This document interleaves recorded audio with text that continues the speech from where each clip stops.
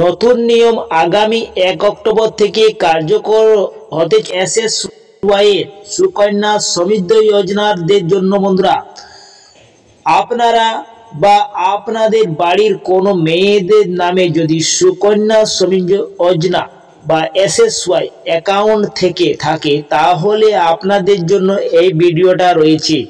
ক্ষুদ্র সঞ্চয় স্কিমগুলি চালিয়ে যাওয়ার জন্য নতুন নির্দেশ জারি করা হয়েছে অর্থনৈতিক বিষয় বিভাগ থেকে।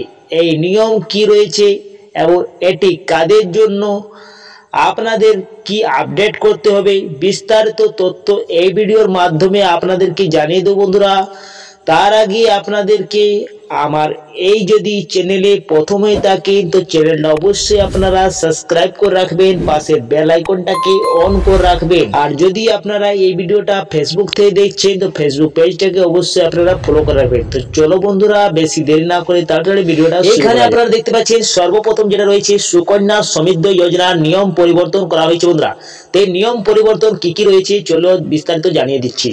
তো বন্ধুরা, বলা হয়েছে কি এই নিয়মগুলি বিশেষ করে তাদের জন্য যাদের সুকন্যা সমৃদ্ধি যোজনা পুরনো অ্যাকাউন্ট রয়েছে, যাতে ঠাকুর দাদা ঠাকুমা বা অভিভাবক হিসাবে রয়েছে।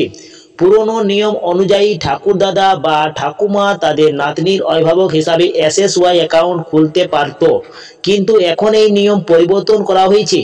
এখন শুধুমাত্র মেয়ের আইনগত অভিভাবক বা বাবা মা অ্যাকাউন্ট করতে পারে। নতুন নিয়মে অনুযায়ী যাদের পুরনো অ্যাকাউন্ট এবং অভিভাবকের হিসাবে দাদা ঠাকুর দাদা বা ঠাকুমা রয়েছে তাদের অ্যাকাউন্ট অভিভাবক সংশোধনের করতে হবে।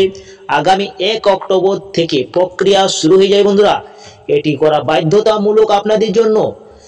2 নম্বরে বলা হয়েছে কিভাবে আপনারা সংশোধনটা করবেন জানুন। বন্ধুরা, বলা হয়েছে কি সুকন্যা সমৃদ্ধি যোজনা বা এসএসওয়াই অ্যাকাউন্ট অভিভাবক যদি ঠাকুরদা বা ঠাকুমা থাকে তাহলে সেটি আপডেট করে আইনগত অভিভাবক বা মা বাবা অভিভাবকের করতে হবে। এর জন্য আপনি যে ব্যাংকে বা পোস্ট অফিসে অ্যাকাউন্ট খুলেছেন সেখানে যেতে হবে।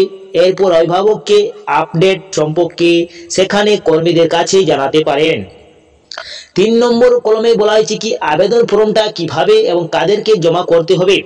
তো বন্ধুরা, বলা হয়েছে কি ব্যাংক বা পোস্ট অফিসে আপনাকে একটি অভিভাবকের আপডেট করা ফর্ম দেবে, সেটিকে সঠিকভাবে পূরণ করতে হবে এবং প্রয়োজনীয় নথিভুক্ত যেমন মেয়ের জন্ম প্রমাণপত্র, এসএসওয়াই পাসবুক, অভিভাবকের পরিচয়পত্র ইত্যাদি আপনাদেরকে দিয়ে দিতে হচ্ছে। সেই কপি আপনাদের যুক্ত করে দিতে হবে।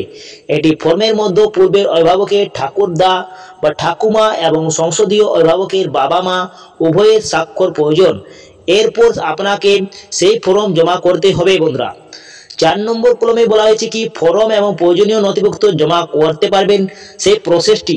তো বন্ধুরা, বলা হয়েছে কি ফর্ম এবং প্রয়োজনীয় নথিভুক্ত জমা দেওয়ার পর ব্যাংকে বা পোস্ট অফিসে আপনারা কর্মী আপনাদের আবেদনপত্রটি যাচাই করা হবে। প্রয়োজনীয় হলে আপনার কাছে আরও অতিরিক্ত তথ্য চাইতে পারে। যাচাই করার পর সম্পর্ক হওয়ার পর আপনার অ্যাকাউন্ট অভিভাবকের তথ্য আপডেট করে দেওয়া হবে। বন্ধুরা, এই যে লাগু করা হয়েছে 1 অক্টোবর থেকে আপনারা এই লাগুটা করা হয়েছে, আপনাদেরকে পোস্ট অফিস বা আপনাদের ব্যাংকে আপনাদেরকে যেতে হবে এবং একটা আপডেট ফর্ম নিয়ে আসতে হবে। ওই ফর্মটা আপনাকে আপডেট করে দিতে হবে। বন্ধুরা, আপনাদের সম্পূর্ণ নথিভুক্ত দিয়ে আপনাদেরকে জমা করতে হবে, যেটা আপনাদের ব্যাংক বা পোস্ট অফিসে যাচাই করা হবে এবং প্রয়োজনীয় হলে আপনাদেরকে আরও তথ্য খুঁজতে পারে। বন্ধুরা, তো আপনাদেরকে 1 অক্টোবর থেকে শুরু হয়ে যাচ্ছে। এসএসওয়াই যারা রয়েছেন তারা অবশ্যই এই আপডেটটা করে নেবেন। বন্ধুরা, এই ছিল বিশেষ তথ্য আজকের এই ভিডিওতে। তো যদি কিছু ইনফরমেটিভ লেগেছে ভিডিওটা তো আপনারা অবশ্যই লাইক করে দেবেন, বন্ধুদের সাথে বেশি বেশি করে শেয়ার করবেন। আমি এখানে এন্ড করছি, পরবর্তী ভিডিওটা আপনাদের সঙ্গে দেখা হবে। আপনারা সুস্থ থাকুন, ভালো থাকুন, নিরাপদ থাকুন। জয় হিন্দ, জয় ভারত।